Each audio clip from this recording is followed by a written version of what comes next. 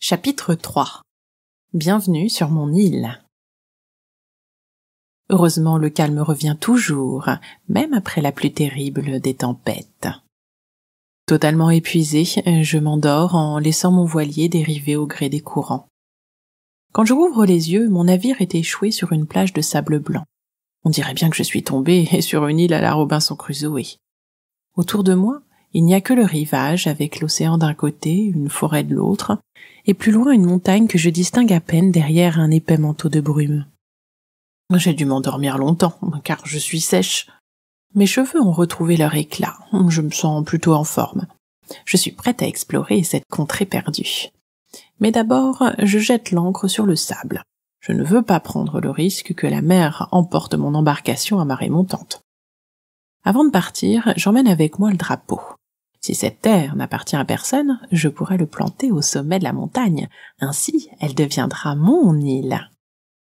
Je traverse la forêt, c'est tranquille. Rien d'inquiétant ni de bizarre. Aucun fantôme, ni monstre, ni insecte géant. Aucune bête sauvage. Juste le pépiment d'oiseaux ou le bourdonnement de la nature. Bravo, Lily. Il a fallu que tu accostes au seul endroit où il ne se passe rien, me lance mon ombre. Ça a l'air calme en apparence. Cela dit, on ne sait jamais. Reste vigilante à ce qui nous entoure, me contentai-je de lui signaler. Continuant mon chemin, sans davantage lui prêter attention, je remarque de beaux oiseaux blancs qui s'envolent à mon approche. Quand soudain, je manque de m'étaler par terre. Je me suis pris les pieds dans quelque chose. Pourtant, aucune ronce, ni racine, rien. Ah, j'ai compris. C'est mon ombre qui, en cueillant une fleur, m'a fait trébucher. Mais ça va pas la tête. J'aurais pu me faire mal. Tu m'avais promis de copier bien sagement mes gestes, lui rappelai-je en colère. Du calme. Ce n'est pas toi qui m'as demandé d'être attentive à ce qui m'entoure. C'est ce que j'ai fait. Admire cette fleur multicolore, elle est magnifique, me dit-elle en me l'attendant. Oh, c'est vrai qu'elle est belle, avec ses longs pétales blancs mouchetés de rose et son splendide cœur violet. Stop! Elle m'embobine! Il n'est pas question de la fleur. Le problème, c'est qu'en sortant de tes pas, tu as failli me faire tomber. Eh, c'est pas ma faute si tu te casses la figure pour 3 fois rien. T'inquiète, moi étourdie. Tu m'avais promis de suivre mes mouvements comme une ombre normale. Oui, quand il faut être discrète. Sauf que là, tu vois quelqu'un? Elle m'énerve. Nous sommes censés faire équipe. Je dois pouvoir compter sur elle, pas devoir me méfier. Elle n'est vraiment pas croyable. Je frotte ma robe pour la débarrasser de quelques brindilles que j'ai accrochées en manquant m'étaler. Ce n'est pas parce qu'il n'y a personne que je ne dois pas rester présentable. Après quoi, je poursuis ma route en réfléchissant à ce que je pourrais bien faire pour mater mon ombre si jamais l'idée lui venait de recommencer. Malheureusement, j'ai beau me triturer les méninges, je ne vois vraiment pas comment m'y prendre pour l'empêcher de n'en faire qu'à sa tête. Eh oh, Lily, tu rêves? Parce que ça n'a pas l'air de t'étonner que ce soit tout blanc devant nous. Mon ombre a raison. Perdu dans mes pensées, je suis arrivé au pied de la montagne dont le sol est curieusement enneigé. Comment peut-il y avoir de la neige alors qu'il fait si chaud? Me questionnai-je intérieurement en me contentant de lui répondre. C'est vrai que c'est bizarre. Bon, ce n'est pas grave, je commence à grimper. Et... d'un coup, il fait un froid de canard, et plus je monte, pire c'est, sans parler que je ne suis pas du tout équipée. À défaut d'une combi de ski, j'enfile un déguisement de licorne en fourrure. Je l'avais emporté au cas où j'aurais dû participer à une fête costumée. Comme dit mon père, on n'est jamais trop prévoyant. Au moins, sa capuche me protège les oreilles. Et puis, avec ma corne à paillettes et ma crinière arc-en-ciel, je ne passerai pas inaperçu si on croise un Inuit. Ça me réchauffe un peu. Quoique, la moumoute de mon costume n'est pas imperméable. J'évite les jambes trempées et de nouveau gelées. Arrivé au sommet, j'entreprends de creuser un trou à main nue pour planter mon drapeau. Je dois me dépêcher. Mes doigts commencent à s'engourdir. Seulement, je cogne contre quelque chose de dur. C'est arrondi, granuleux, et d'une drôle de couleur bleu-vert. Je gratte autour. Ouah! On dirait un œuf, mais énorme! De quel animal peut-il bien provenir? Je verrai ça plus tard. Sinon, on va me retrouver congelée. Je le glisse dans mon sac à dos. Il tient à peine dedans tellement il est gros. Malgré cette étonnante trouvaille, je n'oublie pas pourquoi je me suis donné tant de mal. Je plante mon drapeau en criant « Yahoo! J'ai une île rien qu'à moi !» Félicitations, Lily, te voilà propriétaire d'un caillou perdu en pleine mer, se moque mon ombre. Alors toi, on peut dire que tu as le don de gâcher les beaux moments de la vie.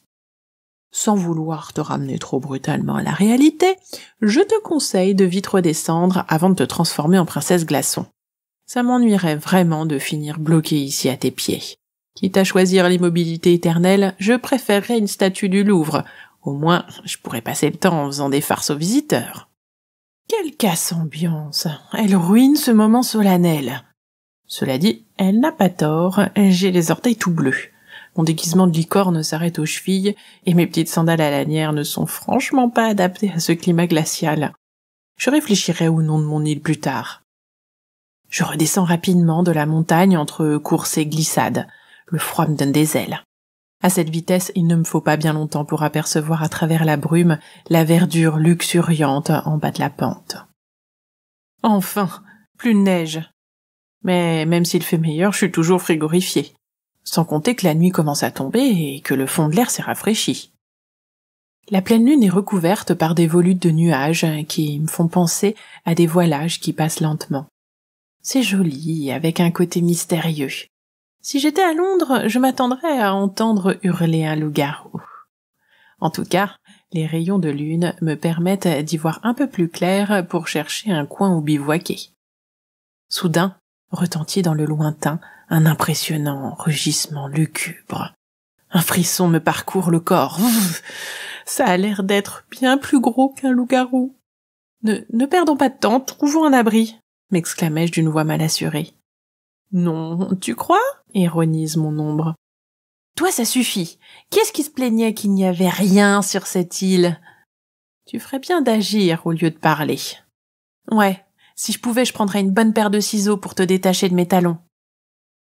Énervé, je cours partout, et je finis par me retrouver devant une grotte. L'entrée est silencieuse. Pas de craquement, de grognement ou autre ronflement, ni même un quelconque bruit de respiration. Elle semble vide. Je ramasse plusieurs branches sèches dehors et je les pose en tas au centre de la petite caverne. Avec 2 pierres, j'essaie de faire un feu façon préhistoire. Bon, a priori, je ne suis pas douée pour frotter des cailloux. Pas moyen d'obtenir la moindre étincelle. Au fait, j'y pense. Je dois avoir une allumette dans mon sac à dos. Je cherche bien. Rien. Pourtant, je suis sûre qu'il m'en restait une. Mais où?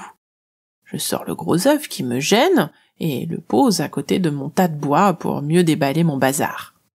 Il y a toutes mes tenues de rechange qui forment un joyeux fouillis et aussi, tiens, mes culottes roses à froufrou.